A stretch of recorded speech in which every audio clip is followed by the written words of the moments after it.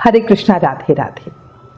राधा रानी की कृपा जो मिले तो जीवन सफल हो जाए। राधा संग कृष्ण प्रेम पाकर आत्मा अमर हो जाए। आज इस वीडियो में आपको राधा रानी की कृपा, उनकी ममता, उनके प्रेम से जुड़ा हुआ एक बहुत सुंदर प्रसंग बताती हूँ। बहुत भावपूर्ण प्रसंग है, प्रेम से मन से सुनिएगा और जानिएगा कि क्यों सब राधा रानी को करुणामयी सरकार कहते हैं। बहुत समय पहले की बात है। 3 साधु थे, फक्कड़, कृष्ण प्रेमी, मौजी भागवत भक्त। भागवत प्रेम और बिहारी जी में उनकी गहन आस्था थी। एक समय वो तीनों यमुना किनारे की यात्रा कर रहे थे। काफी दूर चलने के बाद उनमें से एक साधु जो अधिक वृद्ध थे बोले, भैया हमसे और ना चला जाएगा, हम इस गांव के बाहर इस मंदिर में आसन लगा के यही रहेंगे। तुम लोग तो जवान हो, तुम भले आगे चले जाओ। बाकी तो साधुओं को बात सही लगी, क्योंकि वाकई वो साधु काफी वृद्ध थे और उन्हें चलने में भी तकलीफ थी। दोनों ने सोचा, बढ़िया मंदिर है, बाबा यहीं बैठकर भजन करेंगे, हम दोनों आगे चलते हैं, क्योंकि नदी और साधु को एक जगह रुकना नहीं चाहिए। दोनों आगे बढ़ चले। चलते चलते संध्या हो गई। बरसाना गांव आने वाला था। एक साधु बोला, आगे तो बरसाना गांव आ रहा है, राधा रानी का गांव। दूसरा बोला, हाँ अब तो रात गहरा रही है, वहां पर जाके रुकेंगे कहाँ, क्या करेंगे, मांगेंगे कहाँ। पहला बोला, मांगना क्या, अपन तो राधा रानी के मेहमान हैं, खिलाएगी तो खा लेंगे, नहीं तो मंदिर में आरती के समय कहीं कुछ जो भी प्रसाद मिलेगा वो खा के पानी पी लेंगे। दूसरा साधु भी हाँ में हाँ मिलाता हुआ बोला, हाँ बरसाना में तो हम राधा प्यारी के ही मेहमान हैं। ऐसे ही राधा रानी को याद करते हुए, उनका नाम जाप करते हुए, राधा कृष्ण की प्रेम लीला को बोलते गाते हुए दोनों साधु पहुंच गए बरसाना था। जल्दी जल्दी पग बढ़ाकर अटारी पर मंदिर पहुंचे। शयन आरती हो रही थी। मंदिर में बहुत सजावट हो रखी थी। पता चल रहा था कि आज मंदिर में कोई विशेष उत्सव हुआ होगा।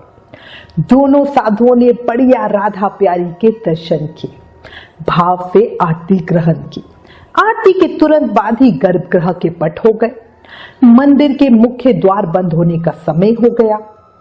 अब एक साधु बाबा बोले, यहाँ कुछ मांगेंगे नहीं, हम तो राधा रानी के मेहमान हैं ना। दूसरा बोला, क्या सच्ची में? पहला बोला, ये पूरा बरसाना धाम राधा प्यारी का है, ऐसे में कुछ मांगना, इतनी रात किसी को जगाना, परेशान करना मुझे तो सही नहीं लगता भैया।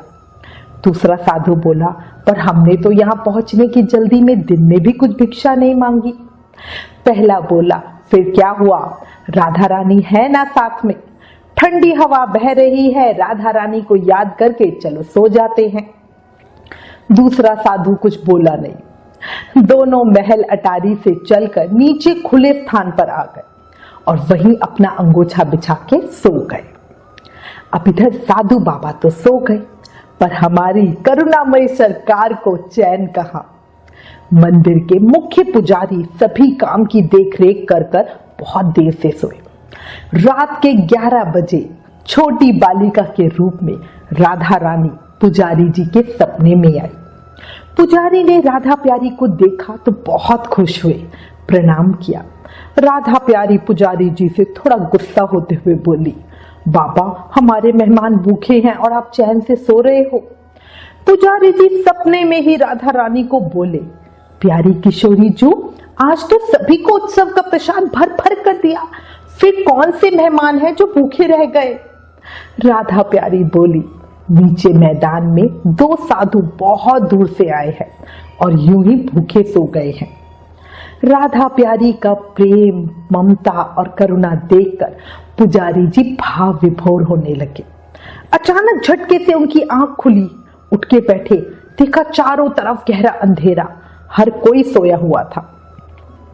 पुजारी जी ने लालटेन उठाई, रसोई घर से पत्तल लिए, टोकरी में प्रसाद बांधा और मंदिर से नीचे मैदान में आए। वहां उन्होंने देखा 2 साधु सो रहे हैं और नींद में ही राधे राधे का जाप कर रहे हैं। पुजारी जी ने उन्हें आवाज लगाई, पर वो गहरी नींद में थे। पुजारी जी ने पास जाकर हाथ से हिलाकर उठाया। दोनों बड़ा चौंकते हुए उठे। दोनों ने पूछा, आप कौन? पुजारी जी बोले, मैं मंदिर का मुख्य पुजारी हूँ। क्या तुम दोनों राधा रानी के मेहमान हो? दोनों हैरानी से पुजारी जी को देख रहे थे। सोच रहे थे शायद पुजारी जी ने मंदिर में हमारी बात सुन ली होगी। बोली, नहीं नहीं, वो तो हम ऐसे ही कह रहे थे। पुजारी जी बोले, ना भैया, उठ जाओ, भोजन पालो। आपके भोजन के बिना राधा रानी को भी चैन नहीं आएगा। अब पुजारी जी ने बढ़िया उनके हाथ पैर धुलवाए, साथ लाया पत्तल पर बढ़िया भोजन परोसा। अच्छा उत्सव का प्रसाद जो भी था, लड्डू, रसगुल्ले, खीर वीर, बस टनाटन पक्की रसोई जमवाई। दोनों साधुओं ने छक के प्रसाद खाया। भोजन के बाद पुजारी जी ने आज्ञा ली और वापस मंदिर की तरफ चले गए। दोनों साधुओं ने सोचा कि जीन के तुरंत ही सोना तो नहीं चाहिए, इसलिए वो दोनों थोड़ा इधर उधर टहलने लगे। दोनों बहुत ही प्रसन्न थे, कुछ बोलते बन ही नहीं रहा था। उनमें से एक बोला, राधा रानी, हमने तो यूं ही मजाक में कहा था, आपने तो सचमुच में हमको मेहमान बना लिया माँ। दोनों बहुत संतुष्ट थे और बहुत शांति महसूस कर रहे थे। वाकई हो भी क्यों ना, अगर कोई राधा रानी जिसके लिए इतनी परवाह करे, इतनी उसकी केयर करे, तो वो तो अपने आप को बहुत ज्यादा भाग्यवान ही समझेगा ना। अब दोनों साधु कुछ देर तो वहीं आसपास टहलते रहे।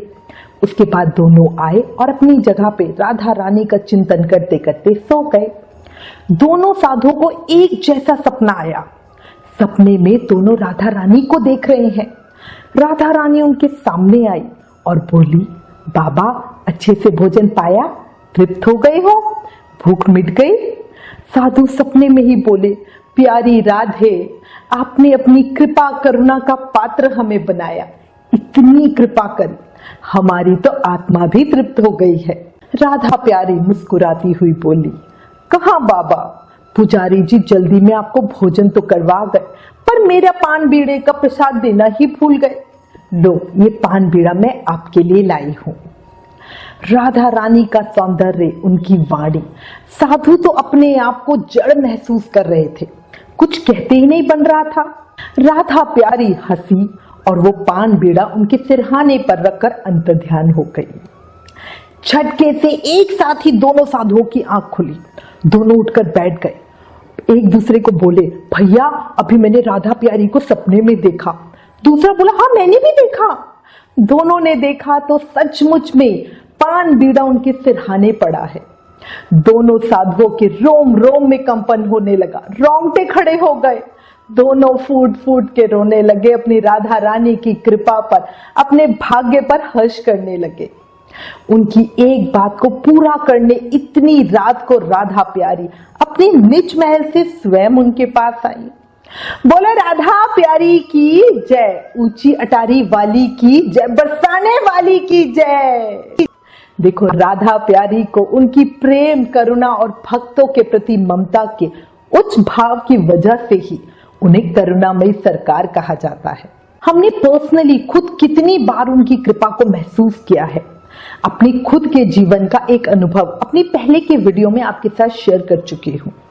सर्दी की भयानक रात, छोटे बच्चों का साथ, जब हमारे पास कुछ नहीं था, राधा रानी ने कैसे हमारी मदद की।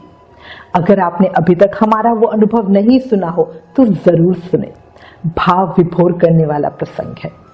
उस वीडियो का लिंक नीचे डिस्क्रिप्शन में दिया है। देखो, एक बात सुनो, राधा को उल्टा दो तो बनता है धारा। धारा का मतलब क्या होता है? करंट, यानी जीवन शक्ति। भागवत की जीवन शक्ति राधा है। कृष्ण देह है तो श्री राधा आत्मा है। कृष्ण शब्द है तो राधा अर्थ है। कृष्ण गीत है तो राधा संगीत है। कृष्ण वंशी है तो राधा स्वर है। भगवान ने अपनी समस्त संचारी शक्ति राधा में ही सम्मिलित की है। राधा नाम की महिमा अपरंपार है। श्री कृष्ण स्वयं कहते हैं, जिस समय मैं किसी के मुख से र सुनता हूं उसे मैं अपनी भक्ति प्रेम प्रदान करता हूं, और ध शब्द उच्चारण करने पर तो मैं राधा नाम सुनने के लोभ से उसके पीछे स्वयं चल देता हूं। इसलिए जोर से जयकारा लगाओ और जोर से बोलो, राधे राधे श्याम मिला दे। अगर राधा प्यारी के प्रेम की, उनकी ममता और भक्तों पर करुणा का ये प्रसंग दिल को छुआ हो तो प्लीज इसे शेयर करना, ताकि सभी तक भक्ति का संचार हो, सब राधा कृष्ण के दीवाने प्रेमी भक्त बन सके। भक्ति में प्रचार प्रसार करना, दूसरों को भक्ति के लिए प्रेरित करना भी एक सेवा है। प्रेम से, मन से ज्यादा नाम जाप करें। अपना प्यार और सहयोग हमारे साथ बनाए रखें। हमें फेसबुक और इंस्टाग्राम पर भी जरूर फॉलो करें। Please like, share and subscribe. Thank you. Hare Krishna.